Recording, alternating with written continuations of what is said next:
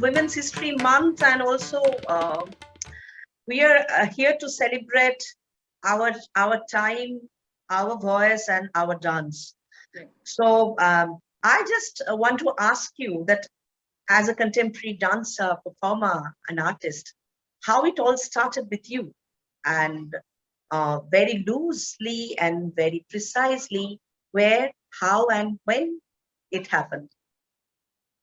Okay, I still call myself an accidental dancer because I just landed up on a rooftop and I saw dance happen, and I felt that this is something I could try out. I had never danced before. I was always a singer, and I was somehow very not fond of dance because I felt it was too naka, if that makes any sense in Bangla. I always felt it was a very naka thing to do, and it was just not my thing. One day I landed up on the Sapphire rooftop and I saw them working, and it suddenly didn't look like what I knew as dance, but it looked more like a language. It looked like that they were speaking to each other, and that immediately, I think, excited me a lot. And then later when I was asked to join, I was like, yes, I think this is something I could try. So this is long back in 1998, March, and yeah, the rest, as they say, is history. Now, Paromita, you're a very, very changed person, a very different, a transformed self, I'll say. Or do you really think anything actually underwent serious and significant transformation after joining the stage, and how you see yourself as a dancer, as an activist, and as a woman? I think what actually happened was, I'll put it very simply because we don't have too much time. It's of course I went with the flow of a dance company, how it trains, how it makes new work, how it travels, how it makes new productions, and I went with the flow, and I have been with the flow for these last 23, 24 years. But what happened, even when we started, I think the entire company and my teacher, I think we were going through that phase when we were willing to try. I think it was that whole willingness to explore. It was that whole willingness to stretch the boundaries of what we knew as dance, and to delve a little deeper into the body and to really express what the body felt, because the form and the body can't be away from reality. And we felt that somehow all the forms that we could see around us were probably were not making space for reality in a way that probably we were that probably we wanted. So I think for us it was to more find a form that spoke about the turbulence of the times and the need for the body to find language, which probably we hadn't seen before till then. It was, of course, there outside India, in some ways, but for us, it was more an exploration. Through the years, as I kept working and I kept training and probably became more in charge of who I was in terms of body and my faculties and where I could explore and how I could explore and what were the things that I spoke about through my dance, etc. What happened was, I suddenly realized that was my audience ready for all this? Because I was giving, I was ready to give. I was ready to give my dance, my expression, my way to change things. But was my audience ready for this change? Was my audience ready to receive what I was offering? So I think from there, my role as a dancer, as a woman, I don't know if activist is a very good word for this, but my need to grow an audience, I think, changed the way I work. It changed the way who I am, what is my identity, how do I subvert the present politics, the present realities in my work, and how do I keep working through art, not only dance, but art experiences in a larger way so that we can give the reality to people, to the larger community, but in a very different way, in an experience that often they will love, and in a way that they can really feel that I have a role to play. I think more you involve. Just one line about Paromita, the dancer, the performer, the activist. I just want one line. maybe one sentence or one word about yourself, just to wrap up your own experience or experiments with dance, your body or your thinking body. How do you like to wrap up? I am ready to give, but I want you to be ready to receive and be with me. I think. Thank you so much, Paramita. Thank you, Ashika. Okay, now quickly for my question. So I have been largely away from the whole Dancers Guild experience because I was not so active in that space then. I haven't really seen too much, but I've always been very interested by process and the whole, the whole pedagogy that was there. And I feel what I really want to ask you is, how does that live on in you? Because dance does not only make bodies, it also makes minds. So how does it live in you now that you're no longer really practicing that way? How does it live in you in your work, in your teaching, in your everyday experience with other dancers, etc.? So yes, that's what I want. Yeah. Thank you so much. Actually, quite on the contrary, dance was quite a childhood ritual for me.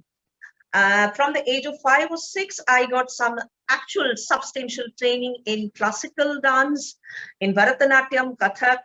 But when I knocked the door of Dancers Guild, it's a new dance kind of, it's not a school, it was called a creative workshop.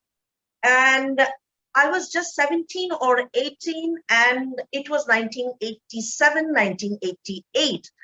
And I think that there is something new in the air, or kind of, it is she's very, very severe jolt. And the jolt happened because the dancer, choreographer, the dance maker, she was not really talking about my nail polish, my makeup, my hair, or my eyebrow, nothing else, but about a very different kind of approaching the entire body, my spine. And as I say, that I encounter myself, my body in an all new way. Because here the artistic director kept on repeating on one single line that keep your spine straight. Paramita, we have to keep in mind that 1980s and 90s is all about women's movement. It was about Rup Kanwar, it was about Shabanu, it was actually a revival of Mathura rape case. The entire nation was ripped apart on the questions of class, caste, and gender. And my dance, our dance movement was not really unconnected to that reality. So it was not the new dance or the Navadrita, Dancers Guild methodology, which is based upon many classical, semi-classical, creative, because Bengal has an amazing range of creative dance. On the one hand, we have Rabindranath Tagore, Uday Shankar, IPTA, and Manjushree Ranjavati, just their way back, just return after 21 years of American encounter, American holidays with Martha Graham, Alvin Ailey, Doris Humphrey, little bit of everything in the melting pot. So it did not happen in an empty space of nothingness, but more than the spine, it was also about the, a little deeper. In the sense, I mean, not only the body of a woman in an all new way, but to approach the society, to question the patriarchal eye, and to think about my surround, to look at my audience, and to think about my life in an all new way. And you are right, because at a very early age, I joined as a professor in history in a college, and I had to leave dance. But dance did not leave me for a single day, because I live very close to Manjushree's house. So after my work, I'm very tired limb, I used to sit beside her and watch how she was making dance with the new bodies, and how she was choreographing a very different Rabindranath song, which she did earlier in a different way. And she used to throw her old choreography in the trash bin. So I actually learned the sense of dance making exercise with a very feminist, very, very critical eye from Manjushree.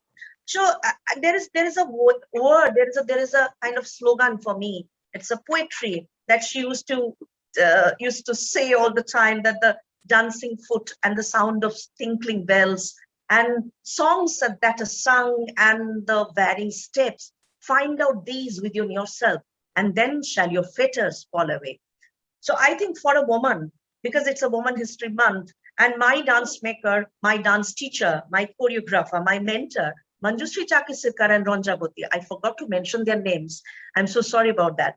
So they actually taught me not only new ways of dancing, but new way of thinking about my body, myself as a woman, and to rediscover my identity, our identity, because it's a new age woman who are now going to take the stage of Kolkata, to take the stage of Indian contemporary dance in an all new way.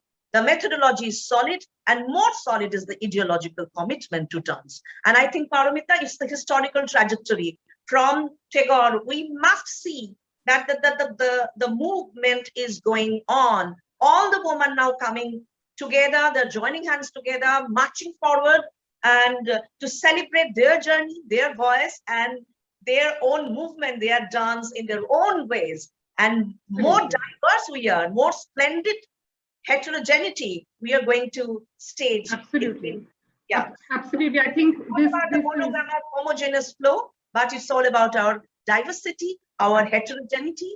And this is really splendid thing. To be different is always a wonderful thing. Absolutely. And I think that is why I think at this point we are different, but that we are also joined in one place, that the bodies of women need to be ready for this journey, because the unknown will always be there, but it is this journey for which we have already prepared ourselves.